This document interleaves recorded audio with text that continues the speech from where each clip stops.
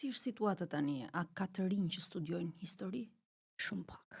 Shumë pak. Fatkeqësisht janë të merrësish pak, duke bërë një krahasim, unë e bëj thjesht me 4 vite më përpara, ku në departamentin e historisë në bachelor ne kemi pas paga shumë 140-150 student, dhe këtu e 4 vjet pas ne kemi një 25 student në bachelor vit parë, që është një traumë e madhe, po dhe një dramë e madhe, do thosha, për të ardhmen e këtij vendi, por edhe vetë për të ardhmen e studentëve të cilët duan të mësojnë, të thellohen në studimin e historisë. Si shpjegohet Enriketa kjo neglizhencë, kjo?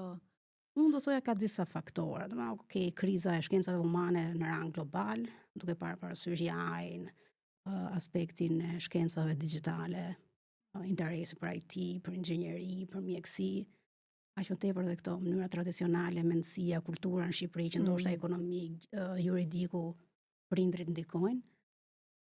Emigrimi masiv. Emigrimi masiv, por ka dhe faktorë të tjerë ndoshta që duan pak analizë, hulumtime, jo vetëm hulumtime, po do një lloj qasje, do thosha edhe pragmatiste nga ana e jo vetëm e fakulteteve, e universiteteve, shkollave. Ti je vetë produkti i kthimit të trurit. Unë jam produkti. Prandaj të pyes. Ti e di saktësisht çështjen. Unë jam kthyer jashtë në eksperiencë afro 7 vite në Universitetin e Gracit.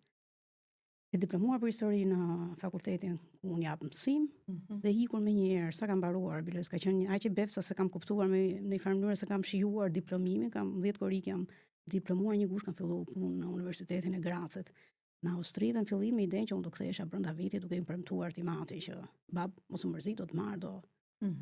Por pastaj me 2 projekte në Universitetin e Gracit dhe në krye të 7 vjetëve mendova që pse jo, mos kthehem, kontriboj